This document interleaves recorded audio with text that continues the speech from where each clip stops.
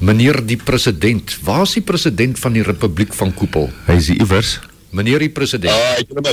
Ja, daar sê, môre Steve. Môre Steve. Môre man, hoe gaan het daar? Nee wat, in die Republiek van die Koepel, heel gezond, koel windjie vanoggend, maar alles wel. Ag, fantasties, ek het nou hier in 'n onbekende plek afgetrek, hier langs die pad. Ek jaag 'n bietjie rond, ek's bietjie in die ateljee vir 'n paar weke, waar ek self gewoonlik toesluit en 'n bietjie werk. Ek het nou net aangesluit by julle, toe julle begin het met julle homofobiese gesprek, dat almal 'n vrou nodig het. Ek het 'n paar pels wat nie gaan saamstem daarmee nie, ek en Elton John en 'n paar manne gaan 'n vraag of twee vra. Maar nou ja, in my lewe is my anker 'n dame.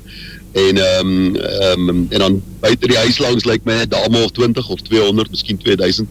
Ag, lekker ou vriend. Lekker om weer vir julle te hoor. Ek weet hier is ons laaste gesprek vir 'n wyle. Voor ek daarby kom, wil ek dan nou die bek uitspoel oor 'n paar ander goeders oor die week in die breë. Miskien oor Stellenbosch en Elsenburg, wil ek baie graag oor ietsie sê. So 'n bietjie oor die rugby. En ja, ek wil nou meer so lou sê. George, is jy daar? Kalimera, how are you?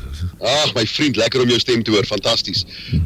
Sakkie, is dit ons drie? Dis ons drie vandag, George en myself en jy, Steve. Ag, fantasties. Kan julle my hoor? Duidelik. Lekker. Luister, ek gaan op 'n gepaste manier afskeid neem, maar ek sal dit nou doen.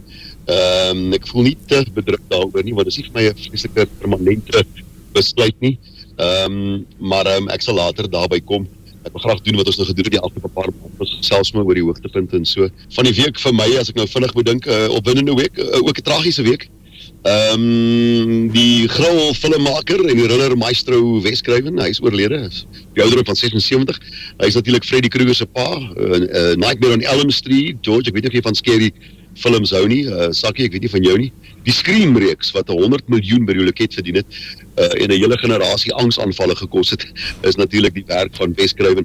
En hy is oorlede. Hy is seker maar die Alfred Hitchcock, die moderne Alfred Hitchcock, as jy my moet vra. Ek weet nie hoe voel julle manne oor bangmaak films nie. Ek kan dit omtrent glad nie kyk nie. Ek het dit in die maag nie. Ek wil nie soveel betaal om so omgekrap te word vir 'n uur en 'n half nie. Ek dink aan Saw 1, Saw 2, Saw 3. Ek dink ek het Saw 3 gesien en ek dink dis die laaste scary fliek wat ek gesien het, toe ek nou klaar met scary flicks. George, do you have the stomach for that stuff, bro? Yes, I do. Especially with having 3 ladies in my life. It's good when they tag on to you. The Saw range, I think the Saw range was more psychologically based than scary for me. Yeah. How he manipulated the people to do many things they didn't want to do. But Wes Craven, a legend in the film industry, I think, when it comes to horrors. Jong, my senuwees kan dit nie vat nie. Oliver Sacks, hy is 'n neuroloog en 'n wêreldbekende skrywer van die boek Awakenings. Hy is op 82 oorlede. Sy stories het pasiënte met ongewone siektes belig en Awakenings was een van daai boeke wat ook 'n film geword het. Okay, ja, wel, dis die slegte nuus. Kom ons kyk na nog slegter nuus. Die Agency for the New Agenda versoek by die internasionale rugbyraad dat die bokke geskort word uit die wêreldbeker. Ek seker julle het al daaroor gepraat. Net jy dink dinge kan nie ver genoeg gaan in Suid-Afrika nie, dan kom daar 'n groep, dis eintlik 'n party, né? Kom daar 'n groep met so iets na vore. Hulle voel daar is te min transformasie en verteenwoordigendheid in Suid-Afrikaanse sport en rugby spesifiek. En ek kom nou terug na daai twee vloekwoordjies toe, transformasie en verteenwoordigendheid, in Engels beter bekend as representativity. 'n Lys staan op 'n meer goeie noot, lys sirkuleer die sosiale media van die top 10 hoogsbetaalde rugby spelers in die wêreld. Ek het die lys probeer deurgaan. Daar's 2 Suid-Afrikaners op daardie lys en ek wonder of jy wil raai wie hulle is. Een van hulle speel nou nie meer vir Suid-Afrika nie. Watter 2 Suid-Afrikaners is op daardie lys van die top 10 hoogsbetaalde rugby spelers? Op daai lys is natuurlik ook 'n klomp Franse om een of ander rede. Lee Halfpenny is op daai lys en dan sê ek nou vir julle wie loop weg met die 20 miljoen ek dink 20 miljoen rand per jaar as ek dit mis het nie. Kan julle raai wie is die Afrikaanse rugby spelers wat met die groot bedrae rugby speel? Dis nie 'n cheetah nie. George, wil jy iets wag? I haven't seen it. I'm surprised he's beat me to this one, because this one I'm strong with. But I would say it's probably a center that used to play for the Lions and now plays for one of the Japanese teams. So what is his name? Yeah, that one. That's correct. It's not. The one is still playing for South Africa. In fact, he is in the Springbok team, and the other one played for South Africa until about a year or two ago. So it must be Habana, at least one of them, because he's been there long. It's the one, that's it, sir. He's in the top 10. I don't remember the amount, a couple of million that he makes. I don't suppose it's a salary from the union. I think it's the salary, and it includes, of course, all the fringe benefits, the advertising and all that. The other one, of course, is Mr. Bakkies Botha. Can you believe that? So all those smiles on social media that we are getting from him enjoying rugby abroad, he's also cashing it in good. But I suppose he's a much sought-after lock in the world. The number one on that list is Dan Carter. Dit is sekerlik maar regverdiglik so. Hy is die ou wat vir die mees suksesvolle rugby span speel. Hy is ook die ou wat die meeste al vir hulle gespeel het, natuurlik die meeste punte vir hulle aangeteken het. En as jy die meeste punte aanteken vir die All Blacks, is jy waarskynlik die wêreldpunte aantekenaar. Ek ken nou nie daai statistiek nie, maar ek kan raai Dan Carter loop weg daarmee. 20 miljoen rand. Ek sou reken dis per jaar en vir dit sal ek ook uithardloop met Bakkies Botha oor my kop hardloop. Okay. Die opspraakwekkende luister video. 'n Week terug, swart persoon vir my gesê, ja, have you seen the luister video? Toe sê ek, no, I haven't. Toe sê hy vir my, why not? Toe sê ek vir hom, have you seen the kyk video? En natuurlijk het ek nie geweet waaroor die luister video gaan nie. Dit is 'n kort, lekker eensydige dokumentêr waar 30 swart studente kla oor hulle verskriklike lot by voormalige wit universiteite. Hulle word geboelie ensovoorts. Ek dink julle weet van die luistervideo. Sakkie, het ek al gehoor of gepraat oor hom? Ek het nogal heel wat gepraat oor hom, Steve. Ek het vir myself het ek beperking geplaas. Ek mag dit nie kyk nie, ek wil dit nie kyk nie, want ek glo dit is maar bloot propaganda. Miskien is ek bevooroordeel daaroor, jy weet, maar ek het gelees al die kommentare en dit was vir my genoeg. En ek het ook gelees van selfs die parlementêre reaksie op die luistervideo. So ek het vir myself gesê, nee wat, ek gaan daai en verbygaan. En ek was aangenaam verras vanoggend toe ek in die media sien, die sosiale media, dat my magtig, een van die akteurs in aanhalingstekens van die luistervideo, is ook een van die voorbokke met sy sambok by Elsenburg. Ja, nee, partydig is nie 'n woord wat ons synoniem kan noem met die luistervideo nie. My eerste reaksie toe ek dit nou sien, ek het ook nie die ding klaar gekyk nie, maar na so 15 van die jeremiade het ek agtergekom, enige iemand in Suid-Afrika kan so 'n video maak. Veral as jy hom nie objektief benader nie, jy kry maar net 'n paar ouens wat dink soos jy sit die video daar buitekant en dan natuurlik verwag jy dat die regering moet reageer. Nou, die regering het gereageer. Daar's 'n portefeulje komitee geroep waar die dekane en almal in beheer hulle saak moes kom stel. Ek dink dis die ene wat jy van praat, Sakkie. Ek moet sê hy het my ook verspeel. Daar was maar wat 'n grond. Die grondswoord is alweer transformasie en hoe hard almal werk om dit te bereik en natuurlik deur weg te beweeg van apartheid met sy ironies verhewe opvoedingsstandaard. Maar nou ja, ek wil terugkom by daai twee woorde. Transformasie en verteenwoordigendheid. Dis fataal dat die Universiteit van Stellenbosch en sommer die Bokkie dus ook nie daardie twee uitkomsgedrogte, transformasie en verteenwoordigendheid, vasvat nie. Nou vasvat nie. Ons sal niks oplos totdat ons nie gesamentlik ooreenstem oor wat die definisies hiervan moet wees nie. Wat is die modus operandi om dit te bereik nie en of dit tot dusver dan enigstens doeltreffend was. Daar is niks natuurlik aan die sosialistiese begrip van verteenwoordigendheid nie. Nêrens in die wêreld daag diverse groepe op met identiese bydraes nie. Dis net nie hoe die wêreld werk nie. Ek weet dit is 'n liberale projek, kan ek dit of eksperiment op die mensdom, maar natuurlik kan jy dit nie noem nie. Ja, dis wat die wêreld so mooi en ryk maak. Dit is die wonder van tale en die fondasie van kompetisie wat jou planeet maak presteer en wat oplossings soek. Met ander woorde, dit is die fondasie van beskawings en sosiale en maatskaplike evolusie. Ja, dis goed is waar teen hulle beklei in Suid-Afrika en dit is nie moeilik om dit waar te neem nie. Hierdie is 'n helse aanslag op ons kultuur en op ons taal. Hierdie is 'n uitwissende behandeling van een kultuur en een taal. Afrikaans en Afrikaners natuurlik. Dit verdien klaar blyklik nie 'n Stellenbosch video nie, maar ons kan so 'n video maak. Ons kan 'n baie goeie video maak met sulke slagoffers. Ek gebruik die term uitwissend as sinoniem vir genocide of genocide, soos hulle dit noem. En lees weer die universele definisie van genocide om te weet dat 'n oproep na verteenwoordigendheid en transformasie in Suid-Afrika eintlik maar niks minder is nie as uitwissing van minderhede en weerlose groepe en tale en kulture. Ons breinbroers in die Kaap oorwegend, as hulle maar beklei het vir hulle moedertaal soos Afrikaners doen, sou die Wes-Kaap Universiteit Suid-Afrika se enigste Afrikaanse universiteit kon wees. Demografies verdien Afrikaans 7 eksklusiewe universiteite. 7, nie 1 nie, nie 5 nie, 7. Ons is vandag getuie van die uitwissing van ons laaste tersiêre inrigtings in 'n taal wat deur minder Suid-Afrikaners as moedertaal gebesig word as Afrikaans. Aan 'n groep wie se voorouers eers in die 20ste eeu leer lees en skryf. Verder is die vader van swart skole en onderrig nie die ANC nie Jacob Zuma nie, maar ironies Dr. Hendrik Verwoerd. Hier benewens is daar 200, ek dink ek raai nou maar, hier benewens is daar omtrent, wel genoeg in elk geval, letterlik honderde Engelse opvoedingsgeleenthede reg oor die wêreld, selfs 2 enorme Engelse universiteite ry afstand van Stellenbosch. Maar nee, die verwoesters soek hy laaste druppel Afrikaner prestasie en tradisie, hulle soek om verniet, en hulle soek om deur hulle gatte te trek. En hiervan maak hulle nie 'n video nie. Op die luisterde video klaar hierdie ou swart ouetjies nou dat hulle onveilig voel op kampus. Dan storm hulle die strate in en val wit studente wat wil klas draf met swepe en stokke. Jy moet vir jou, mis ons die ironie of wat? Waar is ons luister video?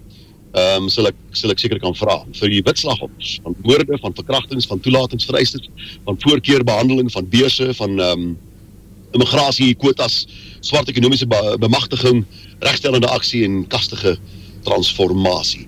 Waar is ons video en wil hulle so 'n video hê? En ek sê vir jou sê, ons sal meer as 30 kandidate kry daarvoor. Ek behandel hierdie hele onderwerp veragtend. Daar is nie 'n beter manier om dit te doen nie. As jy enigsins hier ingee, gee jy vir hulle 'n vry pas na omgekeerde rasisme. Ons weet dit is maar wat transformasie is. En dit is wat hierdie regstellende akties en verteenwoordigendheid maar is. Ek dink ons moet verteenwoordigendheid 'n gonswoord maak soos apartheid. En ons spel daai H-E-I-D, spel ons met 'n H-A-T-E. Want dis wat gedoen het met die woord apart. Ja, ek is bietjie moedig daaroor, maar ek sal graag julle here se opsommings wil hoor daarvan, George. You must know what we're talking about here. It's been all over. But also, as an English person, I'm not trying to step on your toes here, but you certainly, as an English person with maybe English children, have more than enough places to send your children to. If verteenwoordigendheid counted for anything, there would be more Zulu and Xhosa universities than English. In fact, there'd be more Zulu, Xhosa and Afrikaans universities than English universities. But it seems that verteenwoordigendheid counts only selectively when they want it to count. So that is my biggest protest in this whole debate, this whole saga. Wat sê jy, broer? I can say, damn, it's good to hear you again. Damn, it's good to hear you again. This is you hear I had a holiday. This is the Steve Hofmeyr I've been waiting for. Where have you been? Steve, I can't say it better than you do, and even if you say it in Afrikaans, I think you've hit the essence of what it is. I can't add anymore. You've said everything. I'm English speaking. I don't think it's just about the Afrikaans language. I believe it's a cultural thing. The whole Cape Town debacle, in my personal opinion, is the ANC drive to discredit the DA. That's my hypothesis of this whole situation. It doesn't happen much up here in Gauteng and all the. It's happened, but not as intensely as it has happened at Stellenbosch. Yeah. Well, we don't have any exclusive Afrikaans universities left in Gauteng. The last one basically was Potchefstroom. We are now vying for the Solidarity, the university or the technical college at least. It's exclusive Afrikaans, right now, but it certainly is Afrikaans orientated. Ons soek nie voorkeurbehandeling nie. Ons wil nie voorgetrek word as 'n taal of kultuur nie. Ons soek net ons plekkie in die son en ons regmatige plek in die son op die stadium, as jy daarvoor vra. In Duitsland kan jy nie, omdat jy Engels is of Arabies is, die Duitse universiteite toemaak omdat jy nie die taal verstaan nie. Jy moet gaan na 'n Duitse universiteit toe. Of na 'n Engels of Arabiese universiteit toe. Dit kan jy net daar hê in Europa. So hulle het baie dieselfde probleem maar in Suid-Afrika, lyk my. Hier kan ons 'n nasie bou, nuwe nasie bou met een taal, lyk dit my, en baie lae mense standaard. Wil ons hierdie tipe ding wat universiteite net sou voortvra nie toestaan nie, en veral nie van Afrikaans nie. Dis nie my skuld dat kinders nie in Afrikaans in Zulu wil studeer nie. Dis ook my skuld dat kinders nie in Xhosa wil studeer nie, maar ek sê jou Afrikaanse kinders bring wat nie kan wag op Afrikaans te studeer nie en wat 'n hele geskiedenis het, 'n eeu het van voorbeelde van hoe goed hulle presteer het en hoe ver akademies en dan in praksis ook die Afrikaans sprekende persoon, geleerde persoon in die wêreld kan kom. So ja, ek moet sê, dit ontstig my om hieroor te praat. Sakkie, ek moet jou, ek dink jy gaan saamstem oor hierdie ene, moet jou insaag hierso hoor. Ek wil eintlik bevestig en beaam wat George gesê het, Steve. Ek meen jou uitlating daaroor, jou opinie daaromtrent is sprekend. Ek dink ek gaan enigiets byvoeg nie. Daar's tog een aspek wat vir my in hierdie hele sage dwars in die krop steek en ek noem dit by die naam. Ek is mos nog nie skaam om dit te sê nie. Toe die eerste visuele beelde van die Elsenburg kwessie nou die lig sien op sosiale media, toe is dit nou van AfriForum en baie groot komplimente vir AfriForum en dan spesifiek AfriForum jeug wat nou uit hulle pad gegaan het om dit op beeld vas te lê en aan die publiek bekend te stel. Maar in daardie gesprek, en dit is wat my vreeslik geplaat en ek het my sterk uitgelaat daaroor gister, gaan AfriForum en dan betitel hulle die aktiwiteite daar as die boykotters en die nie-boykotters. En daar word klem gelê op, dit is die groep nie-boykotters wat nou die groep boykotters by die gebou uithelp en die nie-boykotters doen dit en die boykotters doen dit. En tog is daar die visuele beelde wat AfriForum versprei duidelik, swart en wit. En dit pla my verskriklik dat AfriForum ek kry die indruk hulle wil polities korrek wees om wit mense as nie-boykotters te betitel en swart mense as boykotters te betitel, so half versagtend, maar ons weet wat is die realiteit. Elke ou wat dit sien kan dit tog verstaan, en daai aspek het my vreeslik geplaag. Dit pla my eintlik nog steeds, jy weet. Ja. So AfriForum het hulle self georiënteer as 'n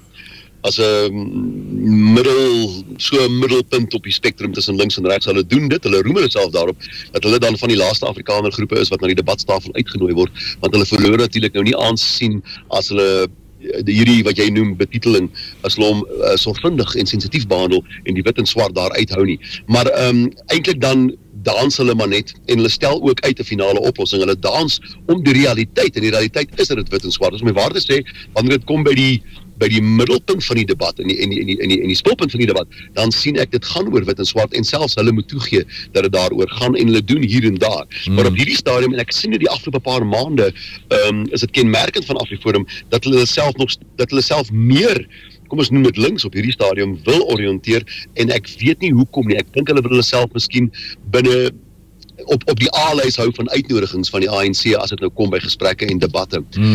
Maar ek weet ons ook dat hulle 'n bietjie vry vir die linkse stem en miskien vir die afvalliges van die DA, nou dat die DA 'n swart leier het. Ek is seker daar is 'n paar van daardie ook. Wat ook al die redes, ek spekuleer nou oor wat die redes is hoekom AfriForum dit doen, maar jy's reg dat AfriForum dit doen. Van die groter verskille tussen my en AfriForum is natuurlik hierdie tipe van politieke korrektheid waarby ons maar 'n versagtende naam vir die ding gee. Ons gaan eufemisties om daarmee sodat ons nou niemand sal afronteer nie. Maar ek dink vir ons argument en vir wat ek doen in my aktivisme is die nice wees daar 'n bietjie verby. Ek dink nie ons kan meer siekies trap tussen hierdie. Ek dink jy moet die ding noem op sy naam. Dan kom ons natuurlik by die plek waar ek wil wees, waar ons kan onderskei tussen die rasis en die rasdebat. Jy mag sê swart en wit. En hier is wit se bydrae en hier is swart se bydrae en hier is wit se nederlaag en hier is swart se nederlaag. Op die oomblik as jy dit doen, word jy as 'n rasis bestempel en dit word uitgegooi van die tafel af. En ek sou sê die debat word dan uitgegooi van die tafel af en die baba word saam met die badwater uitgegooi. Precies. En dit is iets waarvoor ek op hierdie stadium, wat ek hierdie stadium voor AfriForum se deur wil laat, is waar is die ou bravade? Is siekiestrap die manier om dit op te los en hoe werk dit vir julle so ver? Jy sien, dit om daarby by te voeg, as jy kyk na die uitsprake van die swart ouens wat sê, einde van die wites, julle wites moet nou gaan, Afrikaans moet nou verdwyn. Hulle doen dit en ek meen niemand gee om daaroor nie, want hulle praat die waarheid. Dit is wat hulle voel, dit is wat hulle nastreef. Maar hoekom dan moet die wites nou so half beskaamd wees om te sê, hey, ons wil dit, die wites wil dit, die wites wil dat. Ek hou nie van daardie skaamte oor jou ras of jou velkleur nie. En dit is wat ek kry. Ons het geval vir die propaganda, ons het geval vir die wêreldtendens, dat alles waarvoor ons staan, waarvoor ons gestaan het, uitsluitlik boos is. En jy moet dit heropraap, jy moet dit dan weer koloniseer, as ek die woord kan gebruik, jy moet dit terugeis. Jy moet jou spasie terugeis, en ek sê vir jou vandag, as jy dit nie doen nie, word dit van jou al weggeraap. As jy aanhoudend om verskoning vra vir apartheid, en vir alles binne apartheid, is jy besig om jouself in die voete skiet, want jy gee vir hulle die kaart, die rassekaart om te speel, hierdie game van omgekeerde rassisme. So op die oomblik is ons hulle grootste vriend, op die oomblik, omdat is om te doen, soos wat jy sê, dit is siekies-trap, dit is eufemisties, ons gaan sagkens om, ons kry selfs ander woorde, enige politiese korrekte woorde om hierdie debat voort te stuur sonder om die woord swart en wit te gebruik, en dit kan nie.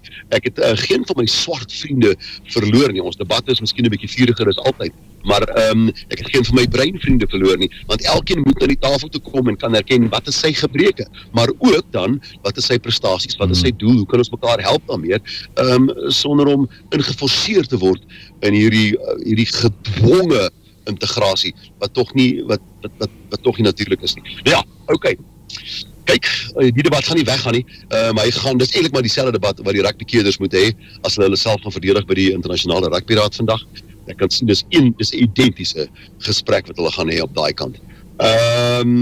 Die videogreepies op internasionale media, nasionale media, plaaslik hier en ook op sosiale media, laat ongelukkig swartes lyk so swartes lyk wanneer hulle doen wat hulle doen.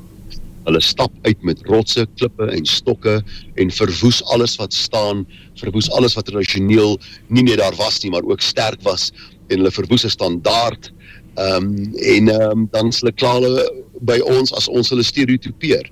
Maar 'n stereotype is presies wat 'n stereotype is. Dit is veralgemening, en hierdie veralgemening is die rookie wat jy kry by die vuurtjie, en die vuurtjie is daai oorhelpunt, daai tipping point, waar net genoeg van julle dit gedoen het, dat ons, die res van ons mag veralgemeen oor julle. En dit ons doen. Ek gaan nog terugkom na hierdie debat toe 110 keer, want ek sal nie dat mense my keer om te veralgemeen, omdat dit wat uitkom dan nie polities korrek is nie. Nee, die debat het nou eers begin, die oorlog gaan aan, en ons gaan nie terugstaan nie. Ek het 7 minute oor om afskeid te neem van twee mense wat groot vriende van my geword het in hierdie tydperk. Eers virtueel, en toe die voorreg om hulle in persoon te ontmoet. Alles wat ek gedink het, hulle is en hulle is meer as dit. Hierdie is mense wat nie voor my sal beklei in 'n oorlog nie, ek sal voor hulle gaan staan in die loopgraaf. Dit is George en Sakkie.